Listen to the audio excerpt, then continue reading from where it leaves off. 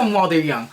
You want your children to be smart, healthy, successful, and overall amazing, but you feel like you just don't know how to do that for them. I'm here to talk about habits that will help them not only with their physical, cognitive, and emotional development, but it will also positively contribute to their long-term health and overall quality of life. Now you're wondering, oh, didn't we just talk about something for children in the last video? Yes, we did. And I thought since we're already on the topic of children, let's get the conversation going. Hi, my name is Jenna. Welcome back to my channel, or welcome if you are new here. The last video that I dropped, we spoke about healthy boundaries for children. So I thought we just continue on the topic of children and discuss healthy habits that our children can adapt, or that we can teach and demonstrate to our children to help them be amazing, to set them up for life. Maybe habits that we didn't have when we were their age, and that now we look back and we think, because it's always when we're older that we look back and think, oh,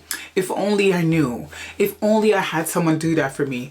And I feel like that's the journey that I'm going on recently. I'm thinking about the things that I wish I had, because they're things that I do for my kids now. And so I thought, you know what, let me come and talk about this with other moms. Let's exchange ideas, let's vent, let's just overall support each other and uplift each other to do the best we can for our kids. We are contributing to society in the biggest way possible, so it is our responsibility to do it right. Let's get into these. They're in no particular order, so let's just jump right in. Number one, healthy eating and hydration. I mean, this is a given, right? This is a given. We know our children need to be consuming nutrients. They need to be consuming their vegetables, their fruits, legumes, protein, healthy fats. We know all of that, but sometimes it is so easy to give in to fast foods, to processed foods. You come home after a long day and you're like, you know what, I'm not cooking. Let me take out the hamburger helper that's been frozen. Okay, it's been pre-processed. We don't want those things for our children. As we're getting older, we're starting to see all of the health scares that we can potentially have ourselves as parents, right? Because age is kicking in, and you know, the C word is lingering around, and we're so cautious of what we should be consuming. So why not teach our children about that early on, so that they don't have to battle with this later on in life? Let's set the tone for them as they're young, and it will be so much easier for them, right? We're big snackers in my house. We have savory snacks, we have sweet snacks, we have snacks galore in my house because I'm a big snacker. However, eat the healthy stuff first. Most of the times, by the time they're done filling up their stomachs with the healthy stuff, they barely have space for snacks. And if they later on go on and have a snack, it's not that big of a deal, because they've already taken in the nutrients that they need. Likewise with hydration. It is so important for your children's physical development. You want to clear out their intestines, you guys. The hydration will help their bones. It will help their joints stay lubricated. It helps prevent infections, and it keeps their organs functioning properly. Our bodies actually need hydration. And when I say hydration, I'm not saying Coke and fizzy drinks and all of that. I'm saying water. I'm saying maybe a little squash and a lot of water. I'm saying, you know, like teas, but even teas, they're iffies because they can have caffeine. A lot of them can have food coloring and other bits and bobs in the tea. So I think the most important form of hydration that I'm referring to is water. Everything else is secondary. If you can do juicing with fresh fruits and vegetables, why not? That's another great method of taking in nutrients that they need. And most of the times they love it. Smoothies, strawberries, bananas, my kids die for it, you know, like they love it. So why not do all of these things that, you know, they're going to get double the benefit from? And on the topic of healthy lifestyle, let's go on to tip number two. Well, habit number two, having an active lifestyle. Children have a lot of energy, and they have to release this energy. Otherwise, they will drive you insane. So promote a healthy lifestyle for them. Keeping your children active promotes the development of cognitive, motor, and social skills. And staying active also helps your children with the development of their bones and their muscles. What activities do your kids do? Mine do football and swimming. This doesn't have to be overly expensive. You can go to a park and let them run free. You can play with them. That's, something they love. You could incorporate your active time with their active time and kill two birds. Well, don't kill two birds. Let them go play with friends. There's so many dance with me videos on YouTube that you can just put on, or even just put your music and dance. Or there are children exercises on YouTube that we used to do a lot of during COVID. We haven't done them so much now because they're playing with their friends, but there are times when we're home and we're like, oh, we should be exercising. We'll pop a video on and do it. I have two boys, so at home they're, fighting with each other and they're up and down, so they're releasing that energy. But you want to promote that. You don't want to get your children in the habit of being still, of being comfortable being comfortable. That promotes laziness. That can lead to health complications later on in life. Encourage your children to be as active as possible.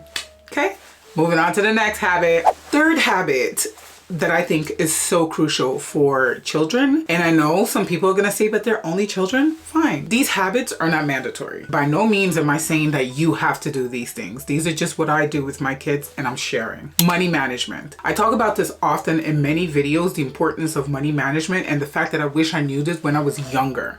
And I feel like if I'd known money, if I already started getting acquainted with money when I was my children's age or ages, they're 8 and 10, by the time I became a young adult to an adult, I would have avoided a lot of the mistakes that I made. I played with the money that I did have, and then the money that I had left over, I developed like this scarcity mindset because I did not know how to manage money properly. And so with my children, they have bank accounts that they're able to manage. They see their bank balances. They have their little cards that they go and they buy their things, little things that they want, like V-Bucks for Fortnite, or, sweets and treats here and there, or every now and then they want to go try out a different restaurant. Fair enough. If that's something that they want, I encourage them to buy with their money.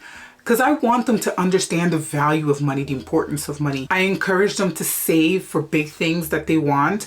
I teach them to use their money, to save up their money, because then they can calculate, how much do I need to buy this? How much do I need to buy that? This is also teaching them math skills.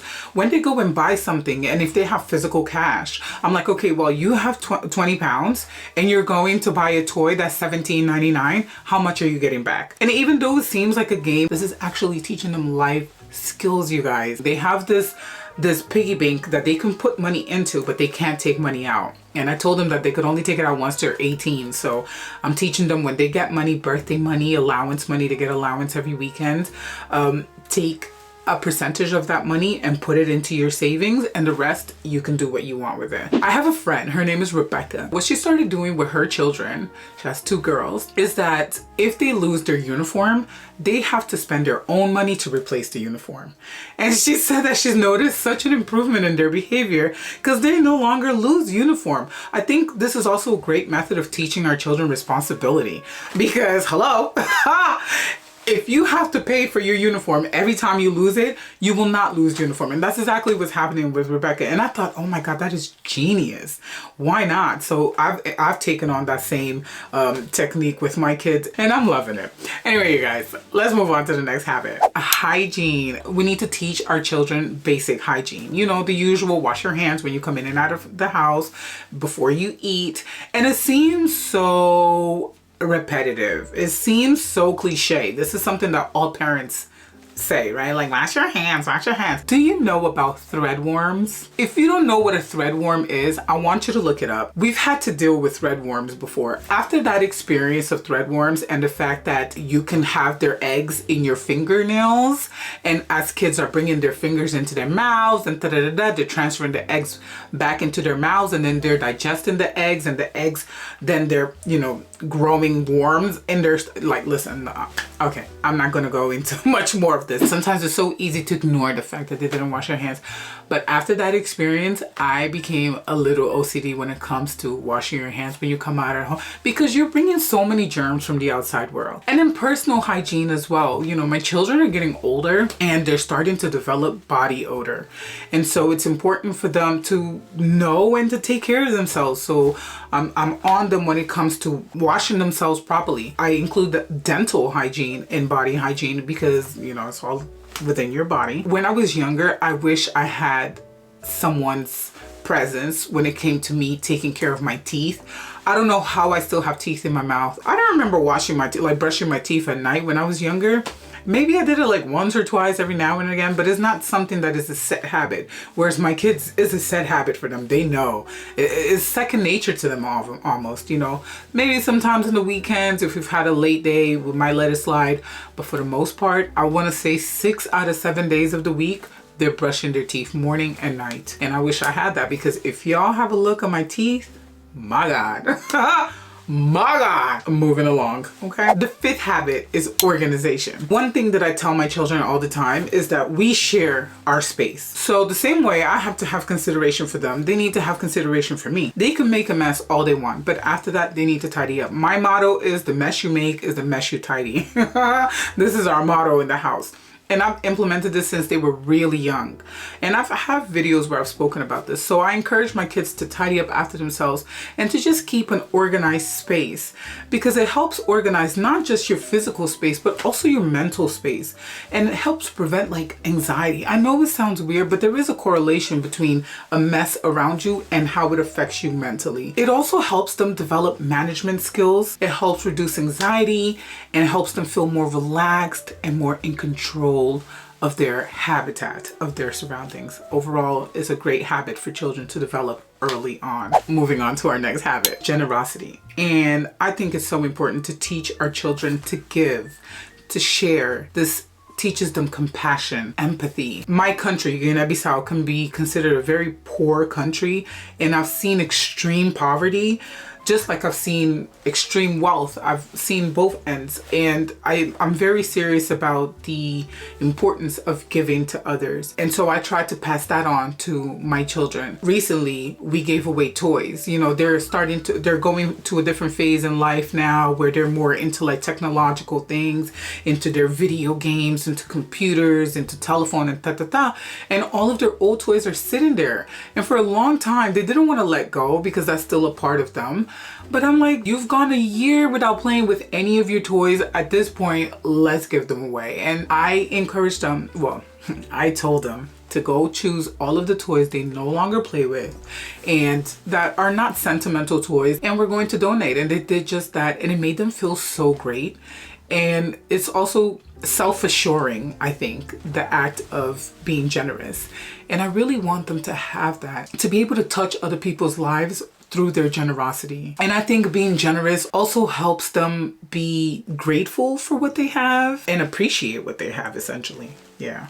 Anyway, moving on to our next habit. On the topic of grateful, our next habit is practicing gratitude. I encourage my children to take a little moment of their day. This is not something we do every single day. I'm not even gonna sit here and lie to you, but at least once or twice a week. My friend Matthew recently had her son's birthday, and in his goodie bags, she put gratitude journals for the kids. Like all the kids got gratitude journals, and I thought that was so amazing. So every now and then my kids will pull out the gratitude journal and just write what they're grateful for, and it helps them like exercise that notion of gratitude. It helps them count their blessings. It helps them appreciate what they have around them, and it helps them have a positive outlook on life. I consider myself a really positive person. I think I am. My glass is always half full, okay? And I feel like it's because I'm quite grateful for the things that I have. I've worked really hard for the things that I have. It may not be big, it may not be much to some, but for me, I'm grateful. And I try to pass this on to my kids because not only does it help them be positive, it also gives them a certain confidence. So this is something that I really want to, I keep working on with my kids, because a lot of these habits, we have to keep doing them. You know, you don't stop. You don't teach it one day and then that's it, they pick it up. You know, it's like a muscle that you have to keep working. You have to keep exercising. So yeah, I just stay on top of that as well. Anyway, moving on to our next habit, number 8, respect and manners. Whoop. If you have met me and you've met my kids, you know I don't play when it comes to respect and manners. We may have a couple slips and slides here and there because they are children and they are human, but for the most part, I am very serious about respect and about manners. And I think this is one of those things that you want to get into your children while they're young. A lot of times I find that parents think, oh, you know, but my kids are so cute. Like, you know, when our kids are so cute and they're so small and they have like those baby eyes and a baby face, and you don't want to be on top of them because, you know, like this kind of discipline, because respect and manners is a sort of discipline, if you will. And, you know, you don't want to discipline them because they're your little babies.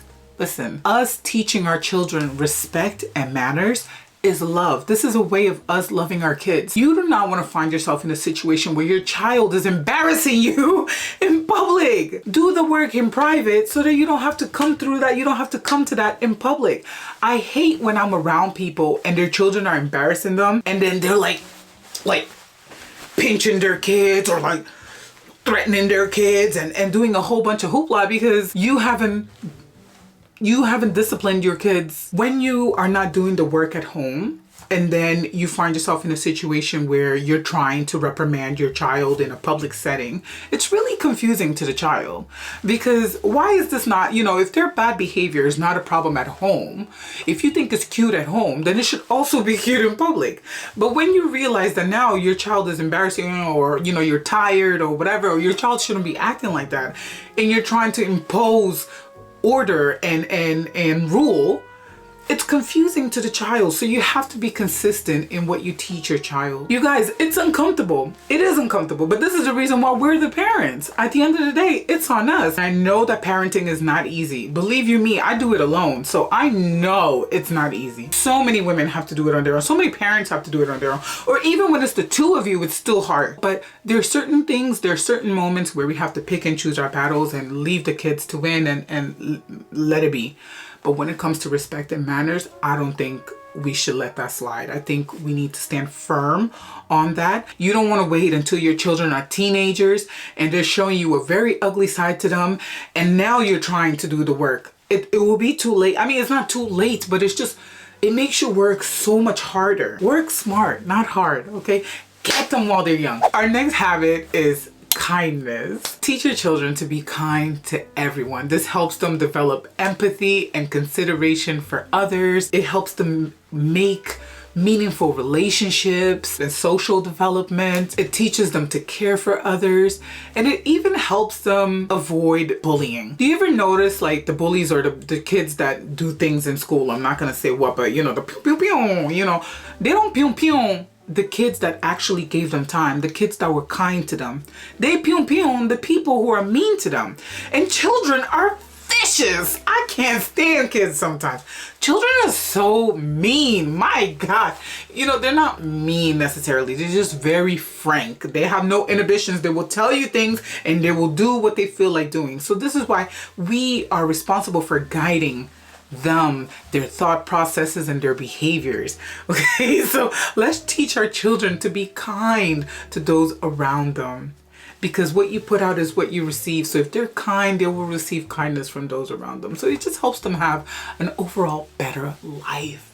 Okay, next habit, y'all. Habit number 10 is to be studious. And I think it's so important to get our children in the habit of reading, researching, to encourage their curiosity, to help them develop academically, intellectually, because this will help them throughout their academic career, and it will also help them throughout their professional career. Because once you have that muscle, you know, once you become accustomed to, or once you've become comfortable being studious, you carry on, and that will help you succeed in so many aspects of your life. It also helps expand their vocabulary and encourages effective communication. Yesterday, my youngest said, "Mommy, can you give me your phone and tell me things for me to look up?" So he was going on Google and he was researching. I think some of the things that we researched were, who invented electricity. He wanted to know, and a couple of other things. But he went on Google, he researched it, and then he wrote everything in a notepad.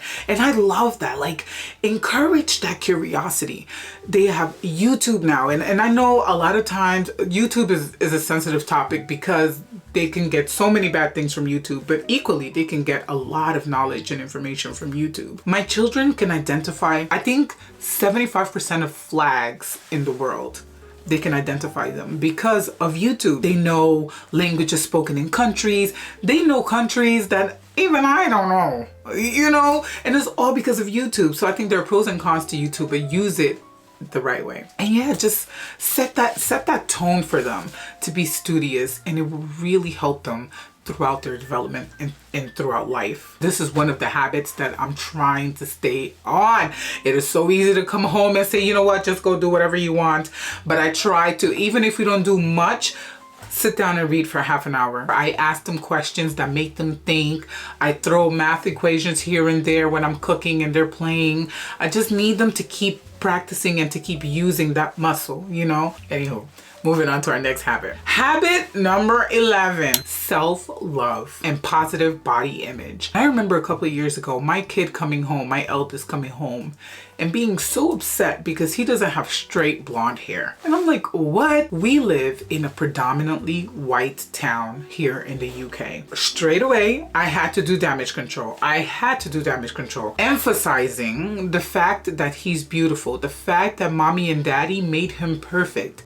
The fact that so many amazing people look just like him. Representation matters. And the fact that some of his friends wish they had hair like his. Teach your children self-love. Strengthen their self-esteem. Help them build resilience. When they have self-love, they're also more resilient to anything anyone can say to them. You know, sometimes they'll come, when they were younger, they would come home and say, oh, but mommy, he called me a turkey. And I'm like, well, let's go look in the mirror. Do you look like a turkey? No. Do you sound like a turkey? No. Are you a turkey? No. So what does it matter what he calls you? Oh, I don't know. And that's it. Teach them to love themselves, to know themselves. It will help them walk in their authenticity. It even gives them purpose. You know, it also helps them have more self-care.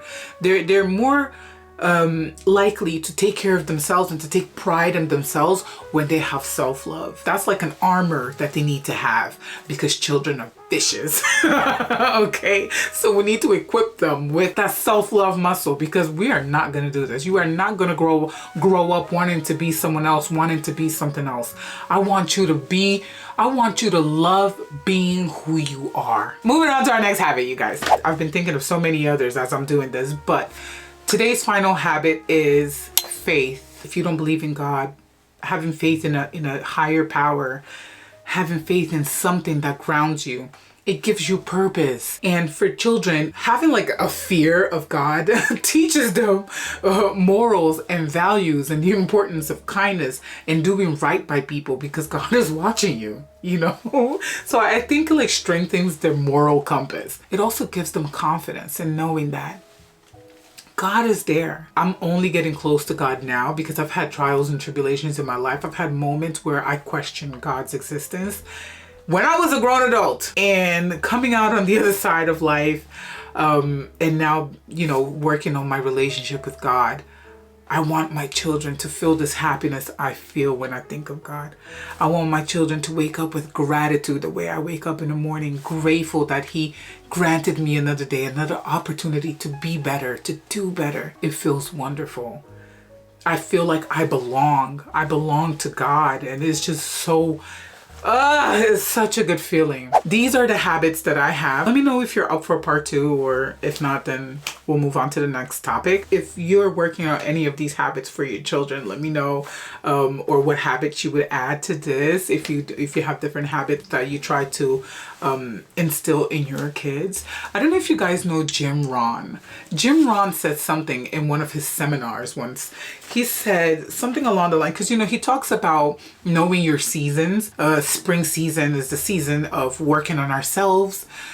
Summer is the season that we flourish. And he talks about seasons, okay? I don't have space in my memory card. But in one of his seminars, he says something along the lines of plant seeds of positivity, resilience, and determination. And I feel like instilling these habits in our kids will do just that. We want to set the foundation for success in our children. And what better way of doing that than to getting them used to creating that bone, creating that rhythm of doing things that will benefit them, that will lead them in the path of success. I want my children to be greater than I am. I want them to conquer the world. And yeah, so this is why I'm so amped up about these topics lately. You know, my next video will probably be like something about hair, just so we could take a break from all of this. But I'm feeling really inspired, you guys. Anyway, I hope this video has been valuable to you, has been useful. Let's continue the conversation in the comment section down below.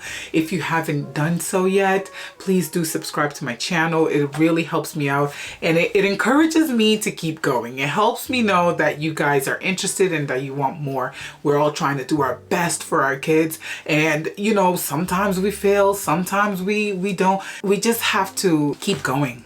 Just keep going. Just keep going. If you didn't get it right today, you get it right tomorrow. What's important is that you keep going, that you don't give up. Parenting is hard, but we got this. Okay, you guys? Thank you so much for being here. My name is Djena. I'm signing out, and I will see you on my next video. Take care of yourselves.